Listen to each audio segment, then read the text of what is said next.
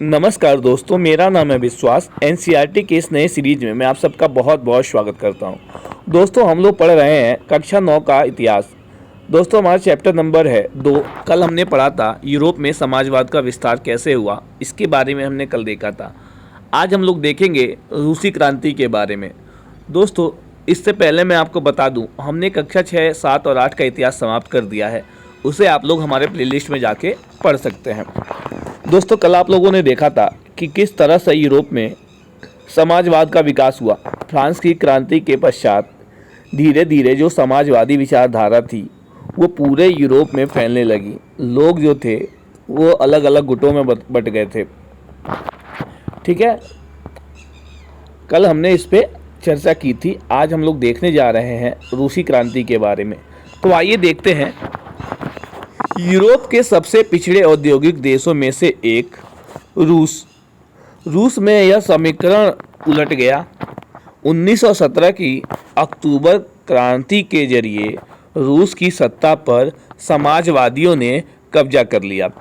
फरवरी 1917 में राजशाही के पतन और अक्टूबर की घटनाओं को ही अक्टूबर क्रांति कहा जाता है। ठीक है, तो ये चीज़ याद रखिएगा कि अक्टूबर क्रांति किसे कहा जाता है। तो जो रूसी क्रांति थी, जो राजशाही का पतन हुआ 1917 में और जो अक्टूबर में घटनाएं घटी, उनको ही अक्टूबर क्रांति के नाम से जाना जाता है। दोस्तों, ऐसा हुआ कैसे? आखिर राजशाही का पतन कैसे हुआ और ये क्रांति कैसे हुआ? देखिए, क्रांति के समय रूस के जो सामाजिक और राजनीतिक हालात थे, आखिर वो कैसे थे? इन सवालों का जवाब ढूंढने के लिए आइए क्रांति से कुछ साल पहले की जो स्थितियां थी उस पर नज़र डालते हैं। ठीक है, देखिए, रूसी साम्राज्य 1914 में रूसी और उसके साम्राज्य पर जार निकोलस द्वितीय का शासन था। किसका शासन था? जार निकोलस द्वितीय का। मॉस्को के आसपास पड़ने वाले भूक्षेत्र के अलावा आज का जो फिनलैंड है, लातविया है, लिथुआनिया है, एस्टोनिया है, तब पोलैंड है, यूक्रेन है, वो इसके साथ ही जो बेलारूस है, उसके कुछ हिस्से भी रूसी साम्राज्य के अंग थे। देखिए, रूस का जो क्षेत्र था वो बहुत विस्तारित था, बहुत फैला हुआ था। ठीक है, आज के ज़माने में अगर हम देखेंगे, जिसे हम लोग फिनलैंड के नाम से जानते हैं, इसके अलावा लातविया के नाम से, लिथुआनिया के नाम से, एस्टोनिया तथा पोलैंड, यूक्रेन व बेलारूस के नाम से जानते हैं। ये लोग, एक समय ऐसा था जब ये लोग रूसी साम्राज्य के अंग थे। और आप लोगों ने देखा होगा कि रूस और यूक्रेन की लड़ाई आजकल करंट में चल रही थी अभी कुछ दिन पहले, और इसी रूस के बारे में ये कह रहा है कि ये यूक्रेन जो है ये रूस का हिस्सा था, रूसी साम्राज्य का हिस्सा था। तो मुझे लगता है आप लोगों को समझ में आ रहा होगा कि आखिर यूक्रेन पर रूस कब्जा करना क्यों चाहता है। देखिए, यह साम्राज्य जो है प्रशांत महासागर तक फैला था। जो रूसी साम्राज्य है वो प्रशांत महासागर तक फैला हुआ था, और आज के मध्य एशियाई राज्यों के साथ साथ जॉर्जिया, आर्मेनिया व अजरबैजान भी इसी साम्राज्य के अंतर्गत आते थे। रूस में जो ग्रीक ऑर्थोडॉक्स है, चर्च में उपजी शाखा जो है रूसी ऑर्थोडॉक्स क्रिश्चियनिटी को मानने वाले बहुमत में थे। देखिए, जो रूस में जो था, जैसे अभी आप लोगों ने कुछ पढ़ा होगा कि जो उदारवादी वर्ग था वो लोग चर्च ऑफ इंग्लैंड को मानते थे। वहीं दूसरी तरफ ऑस्ट्रिया और हंगरी के बारे में दिया था कि ये क्षेत्र था, ये लोग कैथोलिक चर्च को मानते थे। वैसे ही रूस में बहुत सारे लोग ऐसे थे जो ऑर्थोडॉक्स क्रिश्चियनिटी यानी जो ऑर्थोडॉक्स चर्च था उसके मानने वाले जो लोग थे वो ज़्यादा थे। लेकिन इस साम्राज्य के तहत रहने वालों में कैथोलिक और प्रोटेस्टेंट मुस्लिम और बौद्ध लोग भी शामिल थे। ठीक है, ये ऑर्थोडॉक्स के अलावा भी इसमें कैथोलिक क्रिश्चियन भी थे और प्रोटेस्टेंट क्रिश्चियन भी, और तथा इनके साथ मुस्लिम और बौद्ध भी शामिल थे। ठीक है, मतलब अलग अलग धर्मों के लोग भी वहाँ पर रह रहे थे। अर्थव्यवस्था और समाज कैसा था, देखिए 20वीं सदी की शुरुआत में रूस की आबादी का एक बहुत बड़ा हिस्सा जो था वो खेती बाड़ी से जुड़ा हुआ था। आज अगर आप लोग देखें कि हमारा भारत जो है, आज से लगभग 100-200 साल पहले भारत भी खेती पर बहुत ज़्यादा डिपेंड था, कृषि पर डिपेंड था। यानी ये समझ लीजिए, अगर आप 200-300 साल पहले जाएं तो लगभग भारत 90 से 95% जो था कृषि पर ही डिपेंड था। रूसी साम्राज्य का लगभग 85% जो जनता थी, 85% जनता आजीविका के लिए खेती पर ही निर्भर थी। कभी भारत की जो जनता थी वो भी आजीविका के लिए 95 से पूरे 100% ही मान लो यार, 100% कृषि पर निर्भर थी। ठीक है, यूरोप के किसी भी देश में खेती पर आश्रित जनता का प्रतिशत इतना नहीं था। देखिए रूस में जहाँ 85% जनता खेती पर निर्भर थी, वहीं इसके अलावा यूरोप में कोई भी ऐसा देश नहीं था जहाँ की ज़्यादातर जनता इतने बड़े प्रतिशत के माध्यम से, मतलब इतनी बड़ी जनसंख्या के हिसाब से कृषि पर आश्रित हो। उदाहरण के तौर पर फ्रांस और जर्मनी में खेती पर निर्भर आबादी जो थी वो खाली 40 से 50% थी। रूसी साम्राज्य के किसान जो थे अपनी ज़रूरतों के साथ साथ बाजार के लिए भी पैदावार करते थे। ठीक है, जो रूसी जनता थी, जो रूसी किसान थे, वो अपनी आजीविका मतलब अपने खाने के लिए अन्न तो पैदा करते ही थे, साथ साथ वो बाज़ारों में बेचने के लिए भी पैदावार करते थे।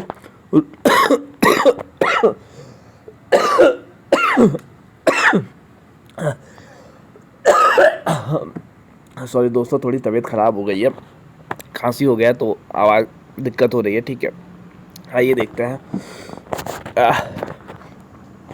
रूस अनाज का एक बड़ा निर्यातक था। जो रूस था, यहाँ से बहुत बड़े मात्रा में अनाजों का निर्यात होता था, दूसरे देशों में भेजा जाता था। उद्योग बहुत कम थे। सेंट पीटर्सबर्ग जो है और मॉस्को जो है प्रमुख औद्योगिक इलाकों में से थे। हालांकि ज़्यादातर उत्पादन जो था वो कारीगर ही करते थे, लेकिन कारीगरों की वर्कशॉपों के साथ साथ बड़े बड़े कल और कारखाने भी मौजूद थे। जहां इन कारीगरों की बड़े बड़ी दुकानें थीं, वहीं उनकी बड़ी बड़ी फैक्ट्रियां भी मौजूद थी। बहुत सारे कारखाने जो थे 1890 के दशक में चालू हुए थे, जब रूस के रेल नेटवर्क को फैलाया जा रहा था, यानी रेलवे डिपार्टमेंट का जब विस्तार हो रहा था रूस के, उसी समय रूसी उद्योग में विदेशी निवेश भी तेजी से बढ़ रहा था। इन कारकों के चलते, यानी इन कारणों के चलते कुछ ही सालों में रूस के कोयला उत्पादन में 2 गुना और स्टील का जो उत्पादन था उसमें 4 गुना वृद्धि हो गई। सन 1900 तक कुछ इलाकों में तो कारीगरों और कारखाना मजदूरों की संख्या जो है लगभग बराबर हो चुकी थी। देखिए 1900 के दशक आते आते जो इलाके थे उनमें कारीगरों और कारखानों में काम करने वाले जो मजदूर थे उनकी संख्या लगभग बराबर हो गई। ये देखिए युद्ध से पहले सेंट पीटर्सबर्ग है ना, यहाँ बेरोजगार किसानों का ये चित्र दिया गया है, ये देख लीजिए। आगे देखिए, ज़्यादातर कारखाने उद्योगपतियों के निजी संपत्ति थे। मजदूरों को न्यूनतम वेतन मिलता रहे और काम की पाली के घंटे जो हैं वो निश्चित हो। इस बात का ध्यान रखने के लिए सरकारी विभाग बड़ी फैक्ट्रियों पर नज़र रखते थे ताकि जो मजदूर हैं उनके साथ गलत ना हो, लेकिन फैक्ट्री इंस्पेक्टर भी इन नियमों के जो उल्लंघन थे उनको रोक पाने में नाकामयाब थे। कारीगरों की इकाइयों और वर्कशॉप थे उनमें काम करने के जो घंटे थे वो 15 घंटे तक खिंच जाती थी, जबकि कारखानों में जो मजदूर हैं आमतौर पर 10-12 घंटे की पीढ़ियों में काम करते थे। देखिए जो मजदूर हैं कारखानों में जो काम करते थे वो 10 से 12 घंटे करते थे, वही जो दुकानों पे काम करने वाले लोग थे, उनके काम करने के जो घंटे हैं वो तो 15-15 घंटे तक खिंच जाते थे। देखिए, मजदूरों के रहने के लिए भी कमरों से लेकर डॉर्मेट्री तक तरह तरह की व्यवस्था मौजूद थी। सामाजिक स्तर पर जो मजदूर थे वो बटे हुए थे। कुछ मजदूर अपने मूल गांवों के साथ अभी भी गहरे संबंध बनाए हुए थे। बहुत सारे मजदूर अस्थायी रूप से शहरों में ही बस चुके थे।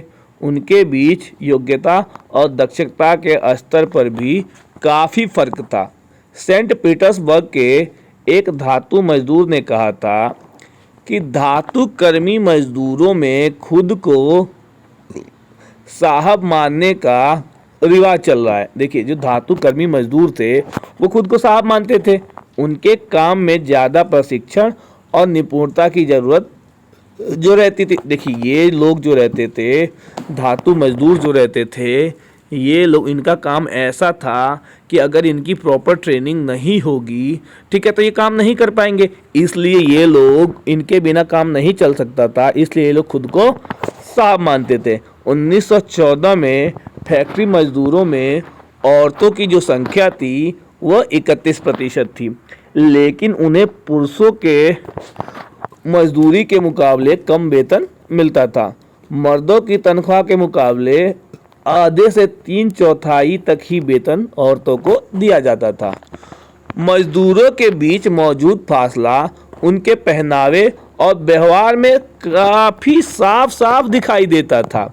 यद्यपि कुछ मजदूरों ने बेरोजगारी या आर्थिक संकट के समय एक दूसरे की मदद करने के लिए भी संगठन बना लिए थे, लेकिन ऐसे जो संगठन थे वो बहुत कम थे जो एक दूसरे की मदद करते थे।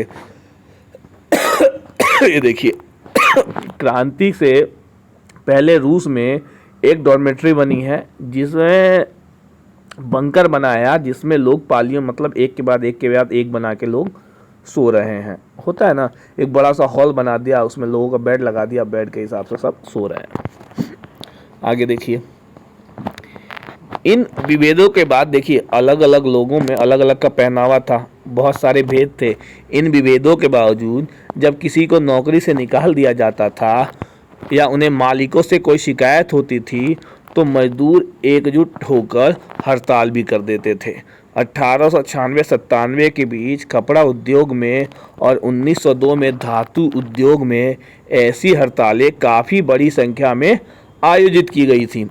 देखिए, जब मजदूरों के साथ अत्याचार होता है, अन्याय होता है, तो मजदूर यूनियन जो है वो लोग हड़ताल कर देते हैं ना। उसी बात को ये कह रहा है कि उस समय भी जब किसी मजदूर को बिना वजह काम से निकाल दिया जाता था या उनके साथ कुछ गलत होता था तो ये मजदूर यूनियन जो है ये लोग हड़ताल कर देते थे।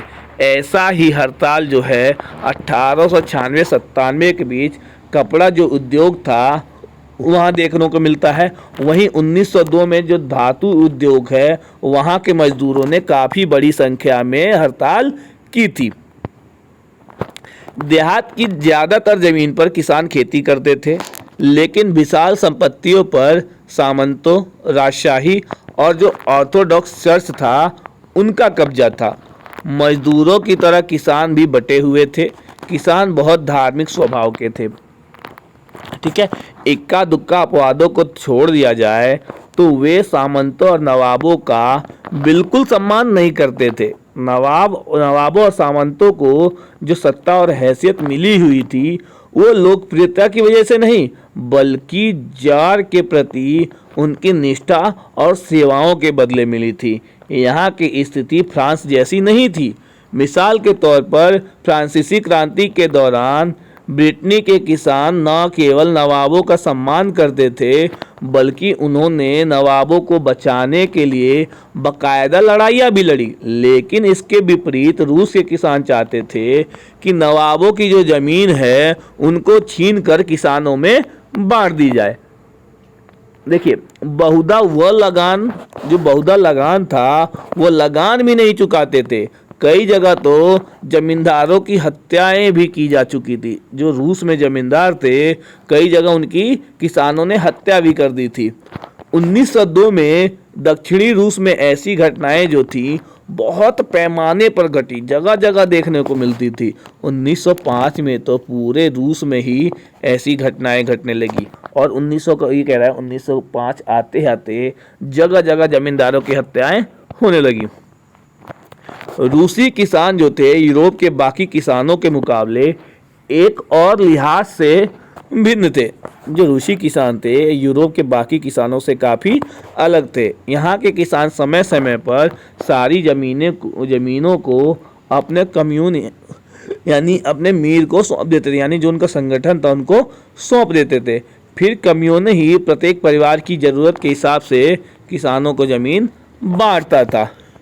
कम्यून यानी इनका लीडर मान लीजिए, इनका लीडर को देते थे, फिर लीडर जो है इन किसानों जो किसान परिवार थे जिनकी जैसी ज़रूरत थी उनके हिसाब से ज़मीनों को बांट देता था। देखिए रूस में समाजवाद क्या है। 1914 से पहले रूस में सभी राजनीतिक पार्टियां जो थीं वो गैर कानूनी थी, यानी 1914 से पहले रूस में राजनीतिक पार्टियां नहीं बनाई जा सकती थी। मार्क्स के विचारों को मानने वाले समाजवादियों ने 1898 में Russian social democratic works party यानी रूसी सामाजिक लोकतांत्रिक श्रमिक पार्टी का गठन किया था। ठीक है, जो समाजवादी थे जो कार्ल मार्क्स के विचारों को मानते थे उन्होंने क्या किया 1898 में, ठीक है, श्रमिक पार्टी का गठन कर दिया। सरकारी आतंक के कारण इस पार्टी को गैर कानूनी संगठन के रूप में काम करना पड़ता था। इस पार्टी का एक अखबार निकलता था, उसने मजदूरों को संगठित किया, जोड़ने का काम किया और हड़ताल आदि जैसे कार्यक्रम थे उनको आयोजित किए। कुछ रूसी समाजवादियों को लगता था कि रूसी किसान जिस तरह समय समय पर जमीन बांटते हैं उससे पता चलता है कि वह स्वाभाविक रूप से समाजवादी भावना वाले लोग हैं। इस आधार पर उनका मानना था कि रूस में मजदूर नहीं बल्कि किसान ही क्रांति के मुख्य शक्ति बनेंगे। वे क्रांति का नेतृत्व करेंगे और रूस बाकी देशों के मुकाबले ज़्यादा जल्दी समाजवादी देश बन जाएगा। देखिए फिर क्या हुआ, 19वीं सदी के आखिरी में जो है रूस के ग्रामीण इलाकों में समाजवादी जो थे वो काफ़ी एक्टिव हो गए, सक्रिय हो गए। 1900 में उन्होंने सोशलिस्ट रेवोल्यूशनरी पार्टी का गठन कर लिया। इस पार्टी ने जो है यानी देखिए सोशलिस्ट रेवोल्यूशनरी का मतलब है समाजवादी क्रांतिकारी पार्टी। इस पार्टी ने क्या किया, जो किसानों के अधिकारों के लिए संघर्ष किया और मांग की कि सामंतों के कब्जे वाली ज़मीन जो है फौरन किसानों को सौंप दी जाए। किसानों के सवाल पर सामाजिक लोकतांत्रिक जो खेमा था वो समाजवादी क्रांतिकारियों से सहमत नहीं थे। लेनिन का मानना था कि जो किसान हैं उनमें एकता नहीं है, वे लोग बटे हुए हैं। कुछ किसान गरीब थे, कुछ अमीर थे और कुछ किसान जो थे वो मजदूर थे। तो कुछ पूंजीपति भी थे जो नौकरों से खेती करवाते थे। इन आपसी विभेदों के कारण वे सभी समाजवादी आंदोलन के हिस्सा नहीं हो सकते थे। जो किसान वर्ग था वो खुद ही अलग अलग हिस्सों में बटा हुआ था। तो लेनिन का मानना था कि ये लोग एक नहीं है और ये सभी लोग जो समाजवादी आंदोलन है उसमें कभी एक साथ हिस्सा नहीं ले सकते। देखिए सांगठनिक रणनीति के सवाल पर पार्टी में गहरे मतभेद थे। व्लादिमीर लेनिन जो थे वो सोचते थे कि जार यानी राजा जो है शासित रूस जैसे दमनकारी समाज में पार्टी अत्यंत अनुशासित होनी चाहिए। देखिए जो रूस का समाज है, ठीक है, लेनिन का मानना था जो रूस का समाज है वो राजा द्वारा शासित रूस है, वहाँ पर जो दमनकारी समाज पार्टी है उसको भाई बहुत अनुशासित होनी चाहिए, मतलब कानून के दायरे में रहनी चाहिए और जो अपने सदस्यों की संख्या है वो स्तर पर उसका पूरा कंट्रोल होना चाहिए। जो सदस्यों की संख्या है, जो उसके सदस्य हैं, उन पर उनका पूरा कंट्रोल होना चाहिए। ठीक है, आगे देखिए। दूसरा खेमा जो था मेंशेविक, वो मानता था कि पार्टी में सभी को सदस्यता दी जानी चाहिए। देखिए, जो एक खेमा था उनका मानना था जो पार्टी में सदस्यों की संख्या है, जो उनका स्तर है, उन पर कंट्रोल होना चाहिए, वो लिमिटेड होना चाहिए। लेकिन जो दूसरा खेमा था उनका मानना था कि पार्टी में जो सदस्य हैं सभी को सदस्यता देनी चाहिए, कोई भेदभाव नहीं रखना चाहिए। उथल पुथल का समय देखिए। 1905 की क्रांति। रूस एक निरंकुशशाही राजशाही था। जो रूस पे है उस पर एक निरंकुश राज शासन था। अन्य यूरोपीय शासकों के विपरीत 20वीं सदी की शुरुआत में भी जार जो यानी जो राजा था वो राष्ट्रीय संसद के अधीन नहीं था। उदारवादियों ने इस स्थिति को खत्म करने के लिए बड़े पैमाने पर मुहिम चलाई और 1905 की क्रांति के दौरान उन्होंने संविधान की रचना के लिए सोशल डेमोक्रेट और समाजवादी क्रांतिकारियों को साथ लेकर किसानों और मजदूरों के बीच काफ़ी काम किया। रूसी साम्राज्य के तहत उन्हें राष्ट्रवादियों जैसे पोलैंड में और इस्लाम के आधुनिकीकरण के समर्थक जिहादियों ने मुस्लिम बहुलक इलाकों में भी समर्थन दिया। देखिए, रूसी मजदूरों के लिए 1904 का जो साल था वो बहुत बुरा रहा। जरूरी चीज़ों की कीमतें इतनी तेज़ी से बढ़ी कि वास्तविक वेतन में 20% तक ही गिरावट आ गई। देखिए, 1904 में रूस में महंगाई इतनी बढ़ गई, इतनी दिक्कत हो गई कि जो उनका वेतन था उसमें बढ़ोतरी के बजाय 20% की गिरावट आ गई। उसी समय मजदूर संगठनों की जो सदस्य थी, जो मजदूर संगठन थे, उनकी सदस्यों की संख्या में तेजी से वृद्धि हुई। जब 1904 में ही गठित की गई थी, जो मजदूर संगठन था उनका गठन 1904 में ही हुआ था। असेंबली ऑफ रशियन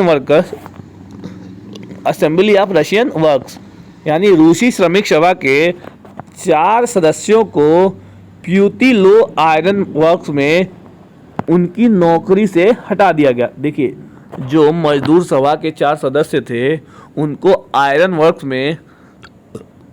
वर्क्स जो कंपनी थी वहां से हटा दिया गया।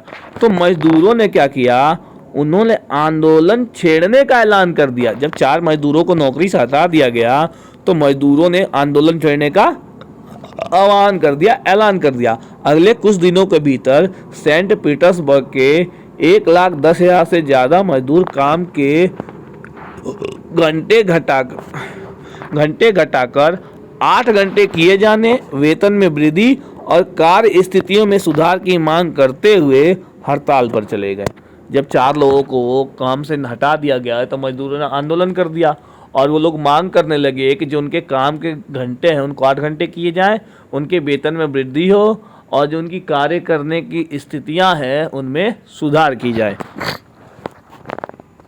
देखिए, इसी दौरान जब पादरी गैपान के नेतृत्व में मजदूरों का एक जुलूस विंटर पैलेस यानी राजा के महल के सामने पहुंचा तो पुलिस और कोसेक्स ने मजदूरों पर हमला बोल दिया। इस घटना में 100 से ज़्यादा जो मजदूर थे वे मारे गए और लगभग 300 मजदूर घायल हुए। इतिहास में इस घटना को खूनी रविवार के नाम से याद किया जाता है। 1905 की क्रांति की शुरुआत इसी घटना से हुई थी। सारे देश में हड़तालें होने लगी।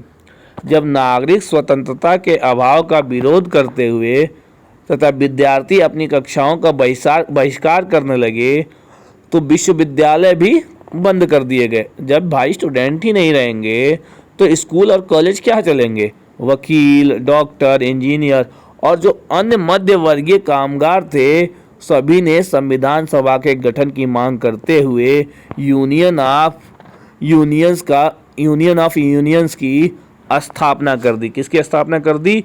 यूनियन ऑफ यूनियंस की स्थापना कर दी। यहाँ देख लीजिए, निरंकुश राजशाही का मतलब क्या होता है? राजा का बिना रोक टोक शासन। यहाँ पर राजा को कोई रोक टोक नहीं कर सकता, राजा पे किसी का कोई कंट्रोल ना रहे, उसे ही निरंकुश शाही कहा जाता है। जदीदी का मतलब रूसी साम्राज्य में सक्रिय जो मुस्लिम सुधारवादी थे उन्हें जदीदी कहा जाता था। वास्तविक वेतन ये होता है, इस बात का यह पैमाना है किसी व्यक्ति के वेतन में वास्तव में कितनी चीज़ें खरीदी जा सकती हैं, इस आधार पर वेतन तय किया जा सकता था। देखिए 1905 की क्रांति के दौरान जार यानी राजा ने एक निर्वाचित परामर्शदाता संसद कह सकते हैं या ड्यूमा के गठन पर अपनी सहमति दे दी। ड्यूमा मतलब ये मान लीजिए संसद के गठन की अनुमति दे दी, जिसे रूस में ड्यूमा कहा जाता था। क्रांति के समय कुछ दिन तक फैक्ट्री मजदूरों की बहुत सारी ट्रेड यूनियनें और फैक्ट्री कमेटियां जो थी वो भी अस्तित्व में आ रही थी। ठीक है, जब रूसी क्रांति का समय था, 1905 की क्रांति का जो समय था, उसके आसपास जो फैक्ट्रियां थीं वहाँ मजदूरों के बहुत सारे यूनियन बनने लगे थे, फैक्ट्रियों की बहुत सारी कमेटियां बनने लगी थी। 1905 के बाद जो ज़्यादातर कमेटियां और यूनियनें थीं वो अनधिकृत रूप से काम करने लगी थी, क्योंकि उन्हें गैर कानूनी घोषित कर दिया था। जब भाई गैर कानूनी घोषित कर दिया जाएगा तो जाहिर सी बात है वो लोग काम तो करेंगे, काम तो बंद करेंगे नहीं। ठीक है, और जो राजनीतिक गतिविधियां थी उन पर भारी पाबंदी लगा दी गई थी। जार ने यानी राजा ने पहली जो ड्यूमा थी, पहली जो संसद थी, उसको मात्र 75 दिन के भीतर और पुनः निर्वाचित दूसरी ड्यूमा को 3 महीने के भीतर बर्खास्त कर दिया। जो राजा था उसने जो पहली संसद निर्वाचित हुई थी, यानी जो पहले संसद चुने गए थे, उनको 75 दिन के भीतर, और जो दूसरी बार जो संसद का चुनाव हुआ था, निर्वाचन हुआ था, उनको 3 महीने के भीतर ही बर्खास्त कर दिया, भंग कर दिया। वो किसी तरह की जवाबदेही या अपनी सत्ता पर किसी तरह का अंकुश नहीं चाहता था। उसने मतदान कानूनों में फेरबदल करके तीसरी ड्यूमा में जो रूढ़िवादी राजनेता थे, रूढ़िवादी, उनको भर दिया। ठीक है, उदारवादियों और क्रांतिकारी जो थे उनको बाहर रखा, केवल उसमें जो रूढ़िवादी राजनेता थे उनको जगह दी गई। तीसरी ड्यूमा यानी तीसरी बार जो संसदों का निर्वाचन हुआ, उनमें देखिए पहला विश्व युद्ध और रूसी साम्राज्य। 1914 में 2 यूरोपीय गठबंधनों के बीच युद्ध छिड़ गया। एक खेमे में जर्मनी, ऑस्ट्रिया और तुर्की केंद्रीय शक्तियां थीं, तो दूसरे खेमे में जो था फ्रांस, ब्रिटेन, वो रूस। बाद में इटली और रोमानिया भी इसी खेमे में शामिल हो गए थे। इन सभी देशों के पास विशाल वैश्विक साम्राज्य थे, इसलिए यूरोप के साथ साथ यह युद्ध यूरोप के बाहर भी फैल गया था। इसी युद्ध को प्रथम विश्व युद्ध कहा जाता है। देखिए इस युद्ध को शुरू होने में रूसियों को काफ़ी समर्थन मिला, मतलब जो प्रथम विश्व युद्ध हुआ था, इसको शुरू में जो है रूस का बहुत ज़्यादा समर्थन मिला। जनता ने राजा का साथ दिया, यानी जार मतलब राजा होता है। लेकिन जैसे जैसे युद्ध लंबा खिंचता गया, जार ने ड्यूमा में मौजूद मुख्य पार्टियों से सलाह लेना छोड़ दिया। उसके प्रति जन समर्थन कम होने लगा। यानी जब राजा ने संसद से सलाह लेना छोड़ दिया तो जनता जो है उनका समर्थन धीरे धीरे राजा के लिए कम होने लगा। जर्मनी विरोधी भावनाएं दिनों दिन बलवती यानी मजबूत होती गईं। जर्मनी विरोधी भावनाओं के कारण ही लोगों ने सेंट पीटर्सबर्ग का नाम बदलकर पेट्रोग्राड रख दिया, क्योंकि सेंट पीटर्सबर्ग जो था वो जर्मन नाम था। यानी जारीना यानी जार की पत्नी यानी राजा की बीवी जो थी, जिसे महारानी बोलते हैं, उनके नाम पे था। अलेक्सांद्रा के जर्मन मूल का होने और उसके घटिया सलाहकारों, खास तौर से रासपुतिन नामक एक सन्यासी ने राजशाही को और अलोकप्रिय बना दिया। प्रथम विश्व युद्ध के पूर्वी मोर्चे पर चल रही लड़ाइयाँ पश्चिमी मोर्चे की लड़ाई से भिन्न थी, यानी अलग थी। जो प्रथम विश्व युद्ध के दौरान पूर्वी मोर्चे पर लड़ाई चल रही थी, वो पश्चिम में चल रही लड़ाइयों से बिल्कुल अलग थी। पश्चिम में सैनिक पूर्वी फ्रांस की सीमा पर बनी खाइयों से लड़ाइयाँ लड़ रहे थे, जबकि पूर्वी मोर्चे पर सेना ने काफ़ी बड़ा फासला तय कर लिया था। इस मोर्चे पे बहुत सारे सैनिक मौत के मुंह में जा चुके थे। सेना की पराजय ने रूसियों का मनोबल तोड़ दिया था। 1914 से 16 के बीच जर्मनी और ऑस्ट्रिया में रूसी सेनाओं को भारी पराजय झेलनी पड़ी। 1917 तक 70 लाख जो लोग थे वो मारे जा चुके थे। पीछे हटती रूसी सेनाओं ने रास्ते में पड़ने वाली फसलों और जो इमारत थे उनको भी बर्बाद कर दिया, नष्ट कर दिया, ताकि दुश्मन की सेना वहां टिक ना सके। भाई जब खाने के लिए खाना नहीं रहेगा, रहने के लिए भवन नहीं रहेंगे, तो रूस में ठंडी पड़ती है बहुत ज़्यादा, तो दुश्मन कहाँ से टिकेंगे। फसलों और इमारतों के विनाश से रूस में जो है 30 लाख से ज़्यादा शरणार्थी हो गए। भाई फसलों का इतना विनाश किया, इमारतों का इतना विनाश किया कि रूस में जो शरणार्थियों की संख्या थी, शरण लेने वाले लोगों की संख्या, वो 30 लाख पहुंच गई। इन हालात ने सरकार और जार यानी राजा दोनों को अलोकप्रिय बना दिया। सिपाही भी युद्ध से तंग आ चुके थे, अब वे लड़ना ही नहीं चाहते थे। जो सैनिक थे वो लोग युद्ध से इतने परेशान हो गए थे कि वे लोग लड़ाई चाहते ही नहीं थे। आगे देखिए, ये चित्र जो है, इसके बारे में पहले चित्र देख लीजिए। ये चित्र देख लीजिए, पहले विश्व युद्ध के दौरान रूसी सिपाहियों की चित्र है ये, ठीक है। शाही रूसी सेना को रूसी स्टीमारोलर कहा जाता था। ये दुनिया की सबसे बड़ी सशस्त्र सेना थी। जब इस सेना ने अपनी निष्ठा बदलकर क्रांतिकारियों को समर्थन देना शुरू कर दिया तो जार की सत्ता भी डर गई। भाई जब सेना ने साथ छोड़ दिया तो जाहिर सी बात है राजा का शासन आखिर कितने दिनों तक चलेगा। तो वही इनके साथ हुआ कि जो जार थे, जो राजा थे, उनका साथ सिपाहियों ने छोड़ दिया और वो क्रांतिकारियों का साथ देने लगे, और देखते देखते वहाँ राजा के शासन का पतन हो गया। युद्ध में क्या हो रहा था, जो उद्योग थे भाई उन पे भी बुरा असर पड़ रहा था। रूस के अपने उद्योग थे वैसे भी बहुत कम थे, अब तो बाहर से मिलने वाली जो आपूर्ति थी, जो कच्चे माल थे, युद्ध के कारण वो भी आने बंद हो गए, क्योंकि बाल्टिक समुद्र में जिस रास्ते से विदेशी औद्योगिक सामान आते थे उस पर जर्मनी का कब्जा हो चुका था। यूरोप के बाकी देशों के मुकाबले रूस के औद्योगिक उपकरण ज़्यादा तेजी से बेकार होने लगे। 1916 तक रेलवे लाइनें टूटने लगी। अच्छी सेहत वाले जो मर्द थे उनको तो भाई युद्ध में भेज दिया गया। देश भर में अब क्या हुआ, जब अच्छे भाई हेल्दी लोग नहीं रहेंगे तो देश में काम करने के लिए जो मजदूरों की कमी तो होगी ही, ठीक है। और जो जरूरी सामान बनाने वाली छोटी छोटी वर्कशॉप थी, यानी छोटे छोटी जो दुकानें थीं, जिसे बोलते हैं ना, क्या बोलते हैं, एमएमई, जो छोटी छोटी कंपनियां थीं वो सब ठप होने लगी। ज़्यादातर अनाज सैनिकों का पेट भरने के लिए मोर्चों पे भेजा जाने लगा। शहरों में जो लोग रह रहे थे उनके लिए रोटी और आटे की किल्लत पैदा हो गई, भुखमरी पैदा हो गई। 1916 की सर्दियों में रोटी की दुकानों पर अक्सर दंगे होने लगे। भाई जब भुखमरी फैलेगी, लोग भूख से मरने लगेंगे, तो जाहिर सी बात है खाने के लिए वो दंगे तो करेंगे ही। देखिए पेट्रोग्राद में फरवरी क्रांति कैसे हुई। सन 1917 की सर्दियों में राजधानी पेट्रोग्राद की हालत बहुत खराब थी। ऐसा लगता था कि मानव जनता में मौजूद भिन्नताओं को ध्यान में रख कर ही शहर की बनावट तय की गई थी।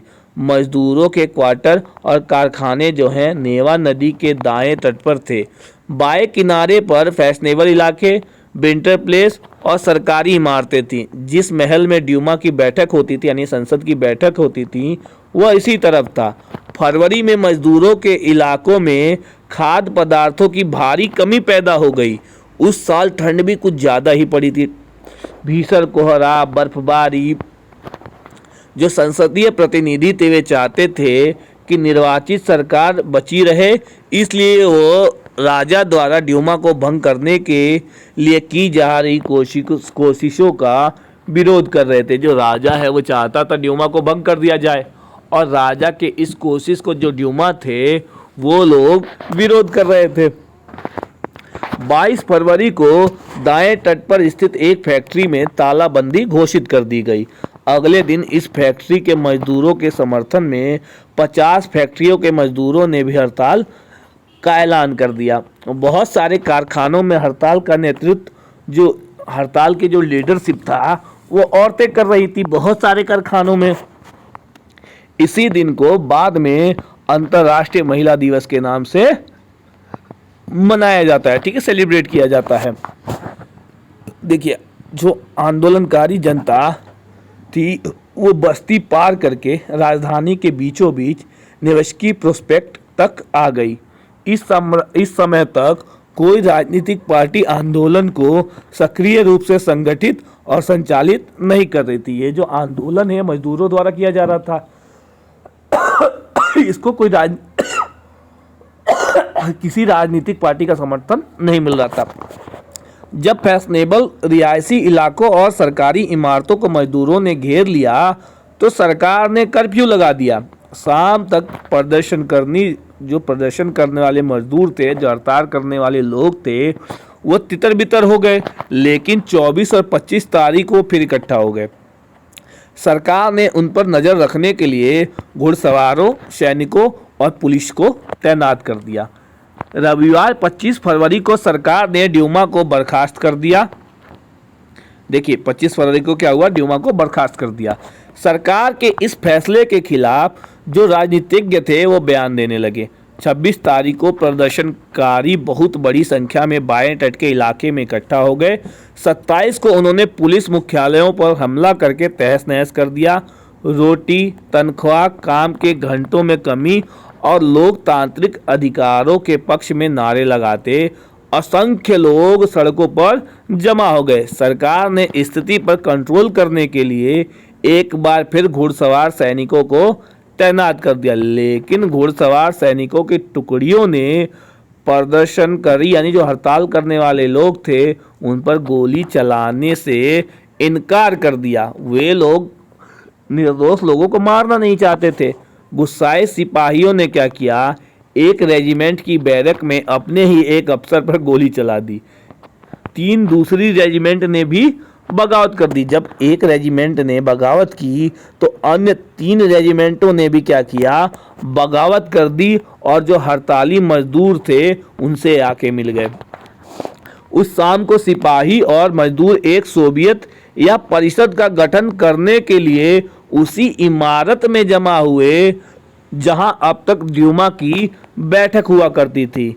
यहीं से पेट्रोग्राद सोवियत का जन्म हुआ। देखिए, ये सभी मजदूर क्या हुए, उस जगह इकट्ठा हो गए जहां ड्यूमा का गठन हुआ था। अब ये लोग एक परिषद का गठन करना चाहते थे, ठीक है। उसके अगले दिन एक प्रतिनिधि मंडल जार से मिलने गया, यानी राजा से मिलने गया। सैनिक कमांडरों ने उसे सलाह दी कि वह राजगद्दी छोड़ दे। उसने कमांडर की बात मान ली और 2 मार्च को गद्दी छोड़ दी। सोवियत और ड्यूमा के नेताओं ने, यानी परिषद और संसद, जो दोनों तो इनके नेताओं ने देश का शासन चलाने के लिए एक अंतरिम सरकार बना ली। तय किया गया कि रूस के भविष्य के बारे में फैसला लेने की जिम्मेदारी संविधान सभा को सौंप दी जाए और उसका चुनाव सार्वभौमिक वैश्विक मत अधिकार के आधार पर किया जाए। फरवरी 1917 में राजशाही को गद्दी से हटाने वाली क्रांति का झंडा पेट्रोग्राद की जनता के हाथों में था, ठीक है। जो 1917 में राजगद्दी से राजा को हटाया गया था, उसका झंडा जो है वो झंडा जनता के हाथों में था। जो क्रांति का कारण थी वो कौन था, जनता थी, ठीक है। देखिए, फरवरी क्रांति में महिलाओं का योगदान, अरे ऐसा मत करो भाई। महिला, देखिए, महिला कामगार अक्सर, यानी महिला कर्मचारी जो थी, अपने पुरुष सहकर्मियों को प्रेरित करती रहती थी। लॉरेंज टेलीफोन फैक्ट्री में मार्फा वासिलेवा ने लगभग अकेले ही एक सफल हड़ताल को अंजाम दिया था। उसी दिन सुबह को महिला दिवस समारोह के मौके पर महिला कामगारों ने पुरुष कामगारों को लाल पट्टियां भी बांधी थी। इसके बाद मिलिंग मशीन ऑपरेटर का काम करने वाली मार्फा वासिलेवा ने काम रोक दिया और आनंद फानन में हड़ताल का आह्वान कर डाला। काम पर मौजूद मजदूरों ने उसके समर्थन को पहले ही तैयार थे। फोरमैन ने इस बारे में प्रबंधक को सूचित कर दिया और उसके लिए पावरोटी भिजवाई। उसने पावरोटी तो ले ली लेकिन काम पर लौटने से इनकार कर दिया। जब प्रशासक ने उनसे पूछा कि वह काम क्यों नहीं करना चाहती तो उसने पलटकर जवाब दिया, जब बाकी सारे भूखे हों तो मैं अकेले पेट भरने की नहीं सोच सकती।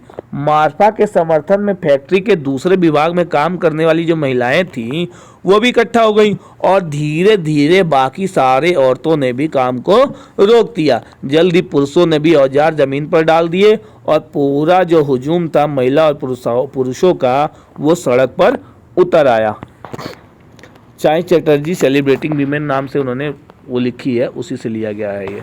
देखिए फरवरी के बाद क्या हुआ। अंतरिम सरकार में सैनिक अधिकारी, भूस्वामी और जो उद्योगपति थे वो लोग प्रभावशाली थे। उनमें उदारवादी, समाजवादी जल्दी से जल्दी निर्वाचित सरकार का गठन चाहते थे। जनसभा करने और संगठन बनाने पर लगी पाबंदी हटा ली गई।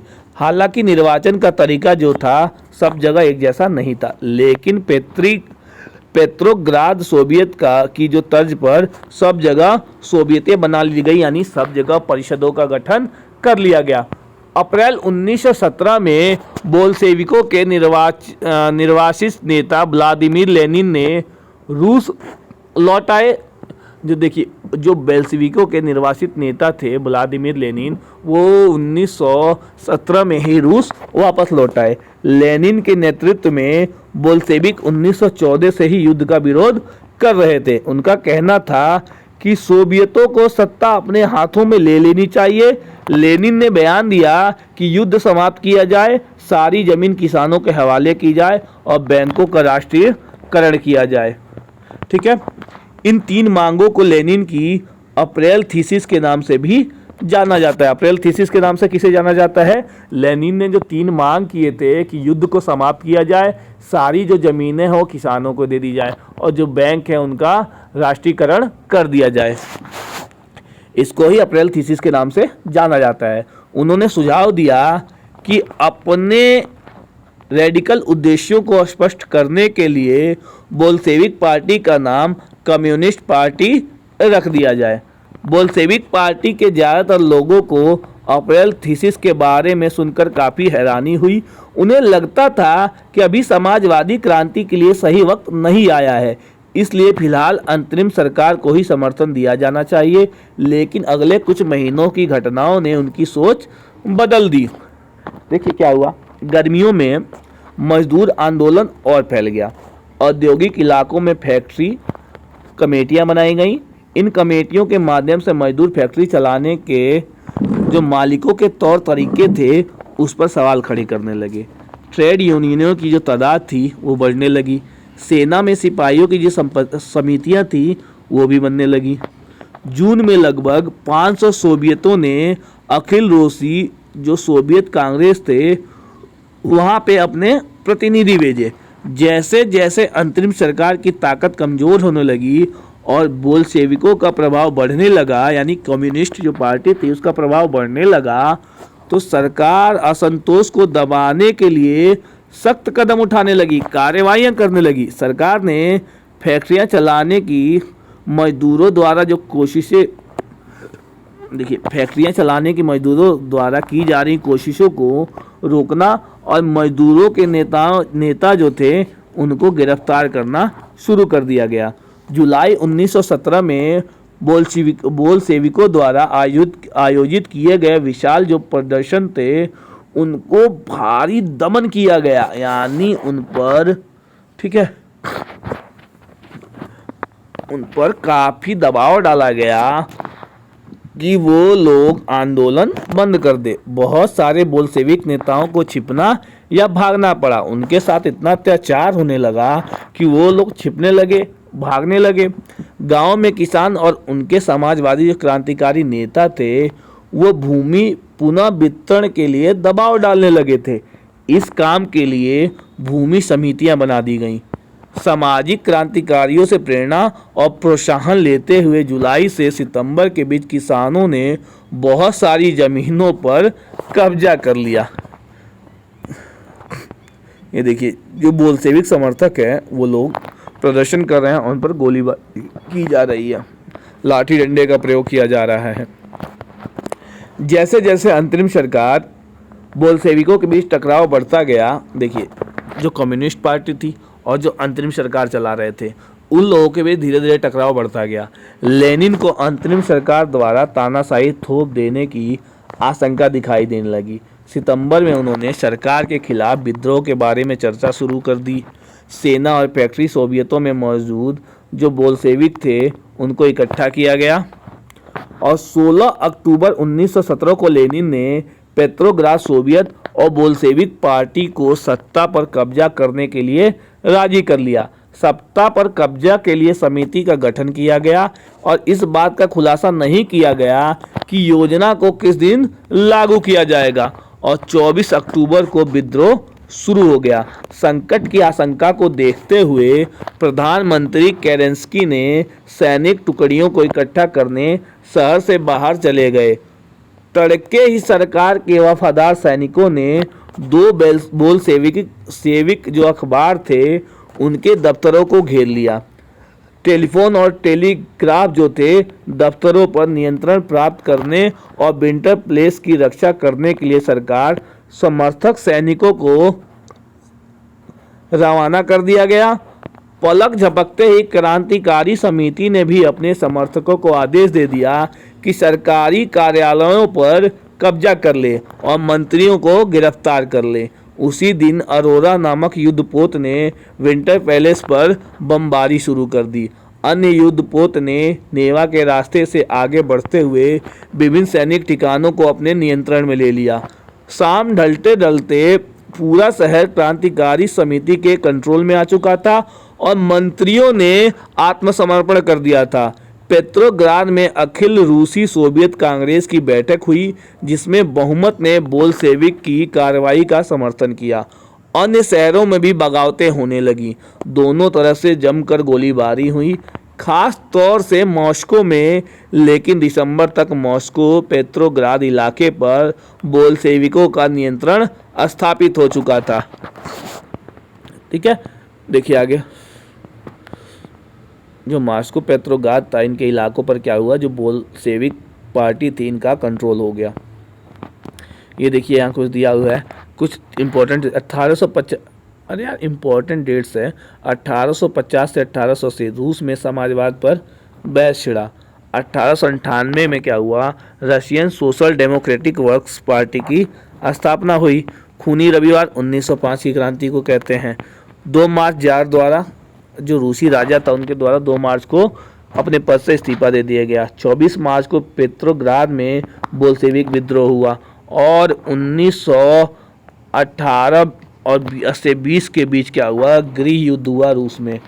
1919 में कॉमिटन का गठन किया गया, कॉमिटन का, और 1929 में सामूहिकरण की शुरुआत हुई। आगे देखिए नए शब्द देख लीजिए। कॉमिटन का मतलब होता है कम्युनिस्ट पार्टियों की अंतर्राष्ट्रीय संस्था। यह शब्द कम्युनिस्ट इंटरनेशनल से लिया गया है। अक्टूबर के बाद क्या बदला देखिए। अरे यार मैंने क्या कर दिया। क्या आप नीट की तैयारी कर रहे हैं? अब पढ़िए एलन ऐप पर, जहां एआई टेक्नोलॉजी। देखते हैं दोस्तों, देखिए क्या हुआ। अक्टूबर के बाद क्या बदला, आखिर इन विद्रोहों के बाद बदला क्या। बोल्शेविक निजी संपत्ति की व्यवस्था के पूरी तरह खिलाफ थे। ज़्यादातर उद्योग जो और बैंकों का नवंबर 1917 में ही राष्ट्रीयकरण किया जा चुका था। उनका स्वामित्व और प्रबंधन सरकार के नियंत्रण में आ चुका था। जमीनों को सामाजिक संपत्ति घोषित कर दिया गया। किसानों को सामंतों की जमीनों पर कब्जा करने की खुली छूट दे दी गई। शहरों में बोल्शेविकों ने मकान मालिकों के लिए पर्याप्त हिस्सा छोड़कर उनके बड़े मकानों के छोटे छोटे हिस्से कर दिए ताकि बेघर जो या ज़रूरतमंद जो लोग हैं उनको भी रहने की जगह दे दी जाए। उन्होंने अभिजात वर्ग द्वारा पुरानी पदवियों के इस्तेमाल पर रोक लगा दी। परिवर्तन को ही स्पष्ट रूप से सामने लाने के लिए सेना और सरकारी अफसरों की वर्दियां बदल दी गईं। इसके लिए 1918 में एक परिधान प्रतियोगिता आयोजित की गई जिसमें सोवियत टोपी का चुनाव किया गया। ठीक है, आगे देखिए। बोल्शेविक पार्टी का नाम बदलकर रूसी कम्युनिस्ट पार्टी रख दिया गया। नवंबर 1917 में बोल्शेविकों ने संविधान सभा के लिए चुनाव कराए, लेकिन इन चुनावों में उन्हें बहुमत नहीं मिल पाया। जनवरी 1918 में असेंबली ने बोल्शेविकों के प्रस्ताव को खारिज कर दिया और लेनिन ने असेंबली ही बर्खास्त कर दी। देखिए, जो असेंबली थी उन्होंने जो बोल्शेविक पार्टी के प्रस्ताव थे उसको खारिज कर दिया। इसके बाद क्या हुआ, लेनिन जो थे उन्होंने असेंबली जो थी उसको ही बर्खास्त कर दिया। उनका मत था कि अनिश्चित परिस्थितियों में चुनी गई असेंबली के मुकाबले अखिल रूसी सोवियत कांग्रेस कहीं ज़्यादा लोकतांत्रिक संस्था है। मार्च 1918 में अन्य राजनीतिक सहयोगियों की असहमति के बावजूद बोल्शेविकों ने ब्रेस्ट लिटोवस्क में जर्मनी से संधि कर ली और आने वाले सालों में बोल्शेविक पार्टी जो थी वो अखिल रूस या सोवियत कांग्रेस के लिए होने वाले चुनावों में हिस्सा लेने वाली एकमात्र पार्टी रह गई। अखिल रूसी सोवियत कांग्रेस को अब देश की संसद का दर्जा दे दिया गया था। रूस एक दलीय राजनीतिक व्यवस्था वाला देश बन गया। ट्रेड यूनियनों पर पार्टी का नियंत्रण रहता था। गुप्तचर पुलिस, जिसे पहले हम चेका और बाद में ओजीपीयू तथा एनकेबीडी का नाम दिया गया, बोल्शेविकों की आलोचना करने वालों को दंडित करती थी। बहुत सारे युवा लेखक और कलाकार भी पार्टी की तरफ से आकर्षित हुए क्योंकि वह समाजवाद और परिवर्तन के प्रति समर्पित थी। अक्टूबर 1917 के बाद ऐसे कलाकारों और लेखकों ने कला और वास्तुशिल्प के क्षेत्र में नए प्रयोग शुरू किए, लेकिन पार्टी द्वारा थोपी गई सेंसरशिप के कारण बहुत सारे लोगों का जो पार्टी से मोह था वो भी भंग होने लगा, क्योंकि पार्टी जो थी वो लोग नए नए रूल नियम उनके ऊपर थोपने लगी थी। देखिए, मई दिवस का प्रदर्शन है, मई में यार जो लोगों ने हड़ताल किया था। अक्टूबर क्रांति और रूसी ग्रामीण इलाके, दो दृष्टिकोण थे इनके। देखिए, 25 अक्टूबर 1905 को हुई क्रांतिकारी उथल पुथल की खबर अगले दिन ही गांव में पहुंच गई। लोगों ने खूब खुशियां मनाई। किसानों के लिए इसका मतलब था मुफ्त जमीन और युद्ध का खात्मा। जिस दिन खबर मिली उसी दिन जमींदार की हवेली लूट ली गई, उसके खेत कब्जे में ले लिए गए और इसके विशालकाय बाग के पेड़ काटकर सारी लकड़ियां किसानों के बीच बांट दी गई। उसकी सारी इमारतें तोड़ दी गई और उसकी ज़मीन किसानों के बीच बांट दी गई। एक नई सोवियत जिंदगी जीने को तैयार थे। Fedor Belov, the history of a Soviet collective farm, इन्होंने वो हिस्ट्री लिखी है, हिस्ट्री के लेखक हैं, ठीक है, उसी के बारे में दिया है। यहाँ देखिए एक और लेख है। एक जमींदार परिवार के सदस्य ने अपने रिश्तेदारों को भेजे खत में लिखा कि उसके परिवार की जागीर के साथ क्या हुआ। तख्ता पलट बिना किसी परेशानी के खामोशी से और शांतिपूर्वक पूरा हो गया। शुरुआती दिन बर्दाश्त के बाहर थे, ठीक है। मिखाइल लोविच जागीर का मालिक शांत था। लड़ाइयाँ भी थी, इसमें कोई शक नहीं कि चेयरमैन का व्यवहार सही है, बल्कि वह बड़ी विनम्रता से बात करता है। हमारे पास 2 गाय 2 घोड़े छोड़ दिए गए। नौकर बार बार उन्हें यही कहते हैं कि हमारी फिक्र न करो, उन्हें जीने दो। उनकी सुरक्षा और संपत्ति का जिम्मा हमारे ऊपर है, हम उनसे मानवता भरा व्यवहार ही करेंगे। अफवाह है कि कई गांवों में लोग कमेटियों को बाहर निकालकर पूरी जागीर दोबारा मिखाइल लोविच थे उनको सौंपना चाहते थे। पता नहीं ऐसा होगा या नहीं, यह हमारे लिए अच्छा भी रहेगा या नहीं, पर हमें इस बात का संतोष है कि हमारे जो लोग हैं उनमें चेतना की भावना है, ठीक है। ये देखिए जो दोस्तों ये हैं सर्ज समीमान है, उन्होंने एक पुस्तक लिखी थी, echoes of a native land और 2 centuries of a Russian village, 1997 में प्रकाशित हुई थी, उसी से ये लिया गया है, ठीक है। आगे देखिए गृह युद्ध के बारे में पढ़ते हैं। जब बोल्शेविकों ने जमीन के पुनः वितरण का आदेश दिया तो रूसी सेना टूटने लगी। ज़्यादातर सिपाही किसान थे, ठीक है। जो ज़्यादातर सिपाही थे रूसी सेना में वो लोग किसान थे। वे भूमि पुनः वितरण के लिए घर लौटना चाहते थे, इसलिए सेना छोड़कर जाने लगे। गैर बोल्शेविक समाजवादियों, उदारवादियों और राजशाही के समर्थकों ने बोल्शेविक विद्रोह की निंदा की। उनके नेता दक्षिणी रूस में इकट्ठा होकर बोल्शेविक रेड्स से लड़ने के लिए टुकड़ियों में संगठित करने लगे। 1918 और 19 में रूसी साम्राज्य के ज़्यादातर हिस्सों पर सामाजिक क्रांतिकारी और जार समर्थकों यानी ग्रीन और वाइट्स का ही नियंत्रण रहा। उन्हें फ्रांसीसी, अमेरिका, ब्रिटिश और जापानी टुकड़ियों का भी समर्थन मिल रहा था। ये सभी शक्तियाँ रूस में समाजवाद को फलते फूलते नहीं देखना चाहती थी। इन टुकड़ियों और बोल्शेविकों के बीच चले गृह युद्ध के दौरान लूटमार, डकैती और भूखमरी जैसी समस्याएं बड़े पैमाने पर फैल गई। वाइट्स में जो निजी संपत्ति के हिमायती थे, उन्होंने जमीन पर कब्जा करने वाले किसानों के खिलाफ काफ़ी सख्त रवैया अपनाया। उनकी इन हरकतों के कारण तो गैर बोल्शेविकों के प्रति जन समर्थन और भी तेजी से घटने लगा।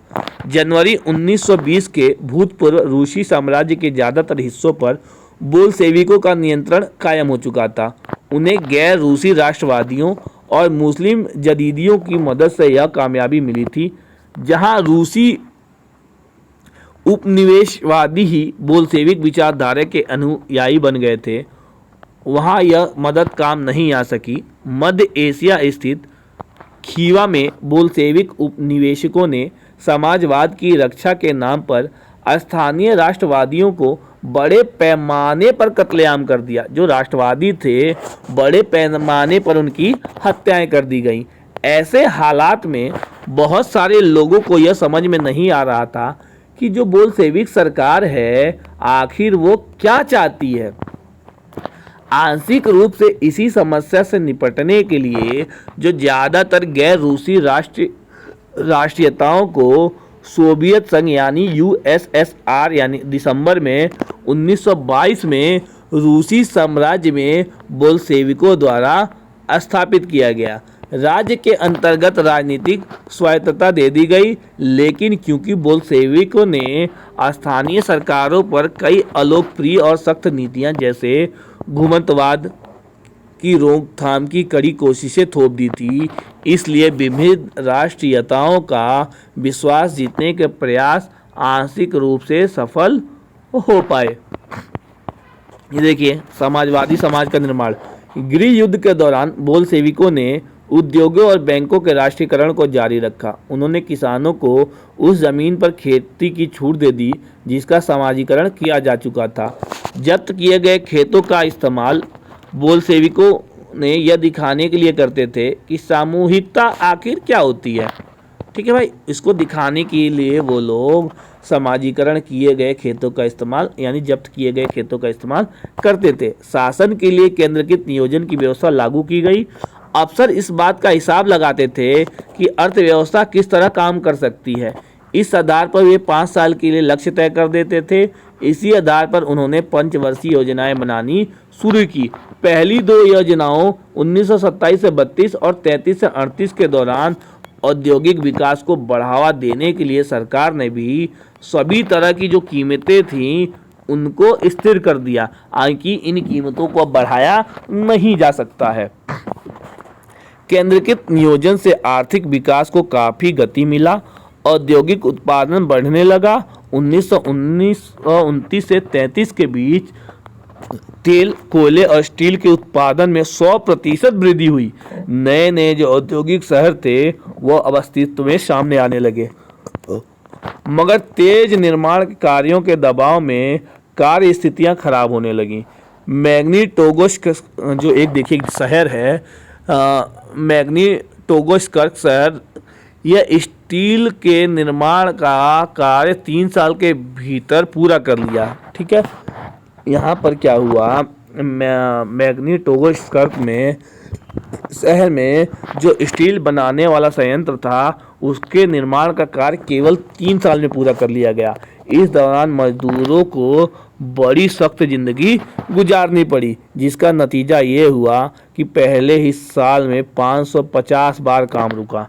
रिहायशी क्वार्टरों में जाड़ों में शौचालय जाने के लिए 40 डिग्री कम तापमान पर लोग 4थी मंजिल से उतरकर सड़क के पार दौड़ कर जाते थे। एक विस्तारित शिक्षा व्यवस्था विकसित की गई और फैक्ट्री कामगारों एवं किसानों को विश्वविद्यालयों में दाखिला दिलाने के लिए खास इंतजाम किए गए। देखिए नए शब्द, स्वायत्तता क्या होता है? अपने शासन स्वयं चलाने का जो अधिकार होता है उसे ही स्वायत्तता यानी स्वयं की सत्ता बोली जाती है। घुमंतु ऐसे लोग जो किसी एक जगह ठहर कर नहीं रहते बल्कि अपने आजीविका की खोज में एक जगह से दूसरी जगह आते जाते रहते हैं। कार्य स्थितियाँ यानी काम के हालात। इन वर्डों के मतलब है, पढ़ लेंगे तो अच्छा रहेगा। ये देखिए, ये 30 के दशक में सोवियत के एक स्कूल में बच्चों को पढ़ाया जा रहा है, ठीक है। और ये क्या है, कारखानों को समाजवाद की प्रतीक तरह माना जाता था। जो कारखाने थे इनको समाजवाद का प्रतीक माना जाता था। पोस्टर में लिखा है, चिमनियों से निकलता धुआं ही सोवियत रूस की सांस है। ये जो धुआं निकल रहा है इसे सोवियत रूस की सांस माना जाता था। ये देखिए, 30 के दशक में एक कारखाने का जो भोजन कक्ष है उसके बारे में दिया गया है। और ये जो है पहली पंचवर्षीय योजना के दौरान मैग्निटोगोर्स्क जो है एक बच्चा, ये बच्चा सोवियत रूस के लिए काम कर रहा है। यार एक शहर नहीं बताया था, मैग्निटोगोर्स्क नाम का एक शहर था, वहाँ पर एक बच्चा जो है सोवियत रूस के लिए काम कर रहा है। आगे देखिए, यूक्रेन के एक गांव में समाजवादी खेती। यूक्रेन तो आप लोग भूल नहीं सकते। अभी यूक्रेन पर रूस जो जितने उनके हथियार जो एक्सपायर होने वाले थे सबका प्रयोग उन्होंने यूक्रेन पे ही कर दिया। 2 कब्जा किए गए खेतों को लेकर एक कम्यून बनाया गया। कानून में कुल 13 परिवार और 70 लोग थे, ठीक है। खेतों में हासिल किए गए कृषि उपकरणों को कम्यून के हवाले कर दिया गया। सभी सदस्य जो थे सामूहिक भोजनालय में खाना खाते थे। सहकारी साम्यवाद के सिद्धांत के आधार पर आमदनी को सबके बीच बांट लिया जाता था। सदस्यों के श्रम से होने वाली सारी आय और कम्यून के पास मौजूद सारे रिहायशी जो थी मकान और सुविधाओं को कम्यून के सदस्य मिलकर इस्तेमाल करते थे। Fedor Belov the history of a Soviet collective farm 1995 से ये लिया गया है। देखिए, महिला कामगारों के बच्चों के लिए फैक्ट्रियों में बालवाड़ियां खोल दी गईं, सस्ती स्वास्थ्य सेवा उपलब्ध कराई गई, मजदूरों के लिए आदर्श रिहायशी मकान बनाए गए। लेकिन इन सारी कोशिशों के नतीजे सभी जगह एक जैसे नहीं रहे, क्योंकि सरकारी संसाधन जो थे वो सीमित थे। आगे देखिए, स्टालिनवाद और सामूहिकरण जो है, नियोजित अर्थव्यवस्था का शुरुआती दौर खेती के सामूहिकरण से पैदा हुई तबाही से जुड़ा हुआ था। 1927-28 के आसपास रूस के शहरों में अनाज का भारी संकट पैदा हो गया था। सरकार ने अनाज की कीमत तय कर दी थी, उससे ज़्यादा कीमत पर कोई अनाज नहीं बेच सकता था। लेकिन किसान उस कीमत पर सरकार को अनाज बेचने के लिए तैयार ही नहीं था। लेनिन के बाद पार्टी की कमान संभाल रहे स्टालिन जो थे उन्होंने स्थिति से निपटने के लिए बड़े कदम उठाए। उन्हें लगता था कि अमीर किसान और व्यापारी कीमत बढ़ने की उम्मीद में अनाज नहीं बेच रहे हैं। स्थिति पर काबू पाने के लिए सट्टेबाजी पर अंकुश लगाना और व्यापारियों के पास जमा अनाज को जब्त करना बहुत ही जरूरी था। 1928 में पार्टी के सदस्यों ने अनाज उत्पादक जो इलाके थे उनका दौरा किया। उन्होंने किसानों से जबरन यानी जबरदस्ती अनाज खरीदा और कुलकों के ठिकानों पर छापे मारे। रूस में संपन्न किसानों को कुलक कहा जाता था। जो किसान संपन्न थे उनके ठिकानों पर छापे मारे गए। जब इसके बाद भी अनाज की कमी बनी रही तो खेती के सामूहिकरण का जो फैसला लिया गया था, इस फैसले के पक्ष में एक तर्क दिया गया कि अनाज की कमी इसलिए है क्योंकि खेत बहुत छोटे छोटे हैं। 1917 के बाद जमीन किसानों को सौंप दी गई थी। फलस्वरूप ज़्यादातर किसानों के पास छोटे खेत हैं जिनका आधुनिकीकरण नहीं किया जा सकता था। आधुनिक खेत विकसित करने और उन पर मशीन की सहायता से औद्योगिक खेती करने के लिए कुलकों का सफाया करना यानी किसानों से जमीन छीनना और राज्य नियंत्रित यानी सरकारी नियंत्रण वाले विशालकाय खेत बनाना जरूरी है। इसी के बाद जो स्टालिन थे उन्होंने क्या किया, सामूहिकीकरण कार्यक्रम शुरू किया। 1929 से पाटनी ने सभी किसानों को सामूहिक खेती में काम करने का आदेश जारी कर दिया। ज़्यादातर जमीन और साजो सामान सामूहिक खेतों के स्वामित्व में सौंप दिए गए। सभी किसान सामूहिक खेतों पर काम करते थे और कोल खोज के मुनाफे को सभी किसानों में बांट दिया जाता था। इस फैसले से गुस्साए किसानों ने सरकार का विरोध किया और वे अपने जानवरों को खत्म करने लगे। 1929 से 31 के बीच मवेशियों की संख्या में 1/3 कमी आ गई। सामूहिकीकरण का विरोध करने वालों को सख्त सजा दी जाती थी। बहुत सारे लोगों को निर्वासन या देश से निकाल दिया गया। सामूहिकीकरण का विरोध करने वाले किसानों का कहना था कि वे तो अमीर है और ना ही समाजवाद के विरोधी हैं। देखिए, जो किसान थे सामूहिकीकरण का जो विरोध कर रहे थे वो कहते थे वे लोग ना तो अमीर हैं और ना ही समाजवाद के विरोधी हैं। वे बस विभिन्न कारणों से सामूहिक खेतों पर काम नहीं करना चाहते थे। स्टालिन सरकार ने सीमित स्तर पर स्वतंत्र किसानों की व्यवस्था भी जारी रहने दी, लेकिन ऐसे किसानों को कोई खास मदद ही नहीं दी जाती थी। सामूहिकरण के बावजूद उत्पादन में नाटकीय वृद्धि नहीं हुई, बल्कि 1930-33 के खराब फसल के बाद तो सोवियत इतिहास का सबसे बड़ा अकाल पड़ा, जिसमें 40 लाख से ज़्यादा लोग मारे गए। पार्टी में भी बहुत सारे लोग नियोजित अर्थव्यवस्था के अंतर्गत औद्योगिक उत्पादन में पैदा हो रहे भ्रम और सामूहिकरण के परिणामों की आलोचना करने लगे थे। स्टालिन और उनके सहयोगियों ने ऐसे आलोचकों पर समाजवाद के खिलाफ साजिश रचने का आरोप लगाया। देश भर में बहुत सारे लोगों पर इसी तरह के आरोप लगाए गए और 1939 तक आते आते 20 लाख से ज़्यादा लोगों को या तो जेल में या श्रम शिविरों में भेज दिया गया। ज़्यादातर लोगों ने ऐसा कोई अपराध नहीं किया था, लेकिन उनके सुनने वाला कोई था ही नहीं। जैसे आज भी होता है ना यार, अगर किसी नेता के बारे में आप गलत बोल दो, गलत क्या यार, आप सही बात बोल दो, तो लोग जो हैं वो लोग क्या करेंगे, आपको सीधा जेल भेज देंगे। वही हिसाब है कि भाई जिसके पास पावर है उसके बारे में आप लोग बोल ही नहीं सकते, उनको बता ही नहीं सकते कि आप ये गलत कर रहे हैं। ऐसा ही पहले भी था। बहुत सारे लोगों को यातनाएं दे देकर उनसे इस आशय के बयान लिखवा लिए गए कि उन्होंने समाजवाद के विरुद्ध साजिश में हिस्सा लिया है और इसी आधार पर उन्हें मार दिया गया। इनमें से कई जो थे वो प्रतिभावान पेशेवर लोग थे। आइए देखते हैं। यह एक ऐसे किसान द्वारा लिखा गया पत्र है जो सामूहिक खेत में काम नहीं करना चाहता था। देखिए, मैं स्वाभाविक रूप से खेती करने वाला किसान हूँ।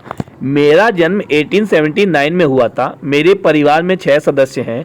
मेरी पत्नी की पैदाइश 1871 की है। मेरा बेटा 16 साल का है और 2 बेटियां 19 साल की हैं। तीनों बच्चे स्कूल जाते हैं। मेरी बहन 71 साल की है। 1932 से मेरे ऊपर इतने भारी कर थोप दिए गए हैं कि उन्हें चुकाना असंभव है। 1935 में तो स्थानीय अफसरों ने कर और भी बढ़ा दिए। मैं इतना कर नहीं चुका पाया और मेरी सारी संपत्ति कुर्क कर ली गई, यानी नीलाम कर दी गई। मेरा घोड़ा, गाय, बछड़ा, भेड़, मेमने और सारे औजार, फर्नीचर और घर की मरम्मत के लिए रखी लकड़ी सब कुछ नीलाम करके बेच दिया। 1936 में उन्होंने मेरी 2 इमारतें बेच दी। कोल खोज ने उन्हें ही खरीद लिया। 1937 में मेरी दोनों झोपड़ियों में से भी एक बेच दी गई और दूसरी को जब्त कर लिया गया। बताइए, जब किसान के साथ इतना अत्याचार हो रहा है तो बताइए कैसे रहेंगे भाई, आखिर कहाँ जाएंगे सब उसका जब्त कर लोगे तो। ये देखिए, सामूहिकरण के विरोध और सरकार की जो प्रतिक्रिया है उसके बारे में यहाँ दिया गया है। इस साल फरवरी के दूसरे पखवाड़े में यूक्रेन के विभिन्न क्षेत्रों में किसानों ने बड़े पैमाने पर विद्रोह किए। यह स्थिति जो थी, इस सामूहिकरण के क्रियान्वयन के दौरान पार्टी के निचले कार्यकर्ताओं द्वारा पार्टी लाइन को ठीक से लागू न किए जाने और गर्मियों में होने वाली कटाइयों की तैयारियों का परिणाम है। बहुत थोड़े समय में उपरोक्त क्षेत्र में चल रही गतिविधियों आसपास के इलाकों में फैल गईं। सबसे आक्रामक जो विद्रोह था वो सीमावर्ती इलाकों में हुए। विद्रोह किसानों का ज़्यादा जोर इस बात पर है कि सामूहिकीकरण के कारण उससे छीन लिया गया है अनाज, मवेशी और औजार उन्हें लौटा दिए जाएं। ठीक है, 1 फरवरी से 15 मार्च के बीच 25,000 गिरफ्तारियां हो चुकी हैं। 656 को मृत्युदंड दिया गया है, यानी उनको फांसी दे दी गई है, और 3673 को श्रम शिविरों में बंद कर दिया गया है। 55 से 80 को देश से निकाल दिया गया है। यूक्रेन राज्य पुलिस प्रशासन के प्रमुख केएम कार्लसन द्वारा कम्युनिस्ट पार्टी की केंद्रीय समिति को भेजी गई रिपोर्ट 19 मार्च 1930। ये देखिए, विशाल सामूहिक फर्मों में काम करने के लिए जुटी किसान औरतें जो हैं उनके बारे में दिखाया गया है। अब यहाँ देखिए, रूसी क्रांति और सोवियत संघ का वैश्विक प्रभाव क्या था। बोल्शेविक ने जिस तरह सत्ता पर कब्जा किया था, जिस तरह उन्होंने शासन चलाया, उसके बारे में यूरोप की समाजवादी पार्टियां बहुत सहमत नहीं थी, लेकिन मेहनतकशों के राज्य की स्थापना की संभावना ने दुनिया भर के लोगों में एक नई उम्मीद जगा दी थी। बहुत सारे देशों में कम्युनिस्ट पार्टियों का गठन किया गया, जैसे इंग्लैंड में communist party of great Britain की स्थापना की गई। बोल्शेविकों ने उपनिवेश की जनता को भी उनके रास्ते का अनुसरण करने के लिए प्रोत्साहित किया। सोवियत संघ के अलावा भी बहुत सारे देशों के प्रतिनिधियों ने conference of the people of the east 1920 और बोल्शेविकों द्वारा बनाए गए कॉमिंटर्न यानी बोल्शेविक समर्थक समाजवादी पार्टियों का अंतर्राष्ट्रीय महासंघ में हिस्सा लिया था। कुछ विदेशियों को सोवियत संघ की communist university of the works of the east में शिक्षा दी गई। जब दूसरा विश्व युद्ध शुरू हुआ, तब सोवियत संघ की वजह से समाजवाद को एक वैश्विक पहचान और हैसियत मिल चुकी थी, लेकिन 50 के दशक तक देश के भीतर भी लोग यह समझने लगे थे कि सोवियत संघ की शासन शैली रूसी क्रांति के आदर्शों के अनुरूप नहीं है। विश्व समाजवादी आंदोलन में भी इस बात को मान लिया गया था कि सोवियत संघ में सब कुछ ठीक ठाक नहीं चल रहा है। एक पिछड़ा हुआ देश महाशक्ति बन चुका था, उसके उद्योग और खेती विकसित हो चुके थे, गरीबों को भोजन मिल रहा था, लेकिन वहाँ के नागरिकों को कई तरह की आवश्यक जो स्वतंत्रता थी वो नहीं दी जा रही थी, और विकास परियोजनाओं को दमनकारी नीतियों के बल पर लागू किया गया था। 20वीं सदी के अंत तक एक समाजवादी देश के रूप में अंतर्राष्ट्रीय स्तर पर सोवियत संघ की प्रतिष्ठा काफ़ी कम रह गई थी। हालांकि वहाँ के लोग अभी भी समाजवाद के आदर्शों का सम्मान करते थे, लेकिन सभी देशों में समाजवाद के बारे में विविध प्रकार से यानी अलग अलग प्रकार से व्यापक पुनः विचार किया गया। मतलब जो अलग अलग देश थे, उन देशों में समाजवाद का जो विचार था उन पर अलग अलग तरीके से फिर से विचार किया गया। देखिए, रूसी क्रांति से प्रेरित होने वाले में बहुत सारे भारतीय भी थे। उनमें से कई ने कम्युनिस्ट विश्वविद्यालय में शिक्षा प्राप्त की। 1920 के दशक में भारत में कम्युनिस्ट पार्टी का गठन कर लिया गया। इस पार्टी के जो सदस्य थे वो सोवियत कम्युनिस्ट पार्टी के संपर्क में रहते थे। कई महत्वपूर्ण भारतीय राजनीतिक एवं सांस्कृतिक व्यक्तियों ने सोवियत प्रयोग में दिलचस्पी ली और वहां का दौरा किया। रूस जाने वाले भारतीयों में जवाहरलाल नेहरू और रविंद्रनाथ टैगोर भी थे, जिन्होंने सोवियत समाजवाद के बारे में लिखा भी। भारतीय लेखन में सोवियत रूस की अलग अलग छवियां दिखाई देती थी। हिंदी में R.S. अवस्थी ने 1920-21 के रशियन रेवोल्यूशन में Lenin his life and his thought और द रेड रेवोल्यूशन नामक किताब लिखी। उनके अलावा M.D. विद्यालंकार ने द रिवर्ट ऑफ रशिया तथा the Soviet state of Russia नामक पुस्तकें लिखी। इन विषयों पर बंगाली, मराठी, मलयालम, तमिल, तेलुगु में भी बहुत कुछ लिखा गया था। आइए आगे देखते हैं, कुछ स्रोत हैं देखते हैं क्या है। सोवियत रूस में एक भारतीय, 1920 की ये लेख है। अपनी ज़िंदगी में पहली बार हम लोग यूरोप को एशियाइयों के साथ मुक्त भाव से मिलते बतियाते देख रहे थे। लगते हैं जैसे कोई भोजपुरी थे, ठीक है, पूर्वांचल के होते हैं ना, वो लोग ऐसे ही बोलते हैं ना, मिलते बतियाते चलते रहेंगे।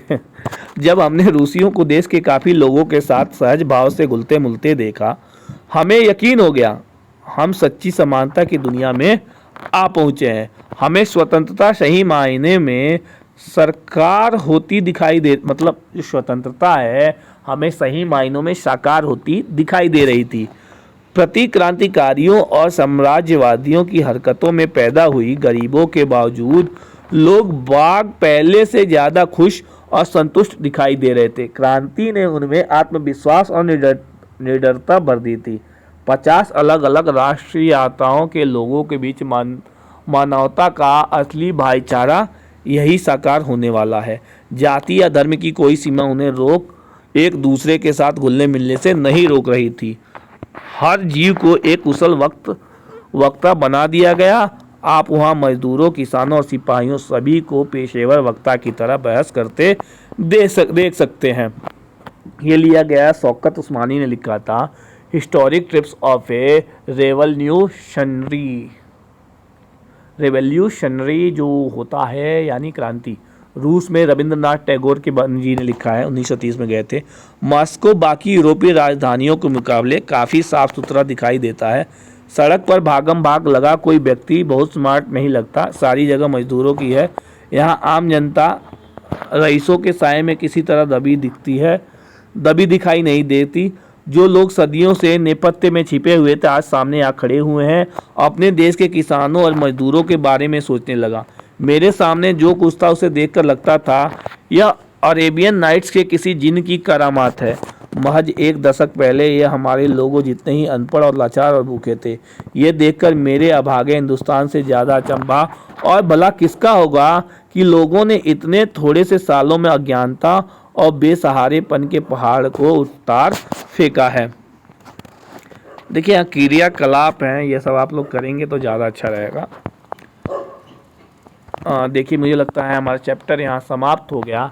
तब ये जाइए क्वेश्चन आंसर क्रियाकलाप जो भी हैं इन सबको कीजिए, ठीक है। और मैं उम्मीद करता हूँ कि रूसी क्रांति के बारे में और साम्राज्यवाद के बारे में आप लोगों को बहुत अच्छे से पता चल गया होगा।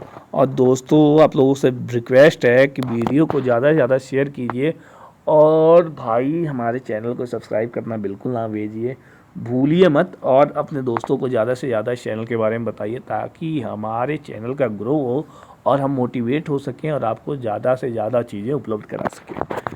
चलिए ठीक है, अपना ख्याल रखिए।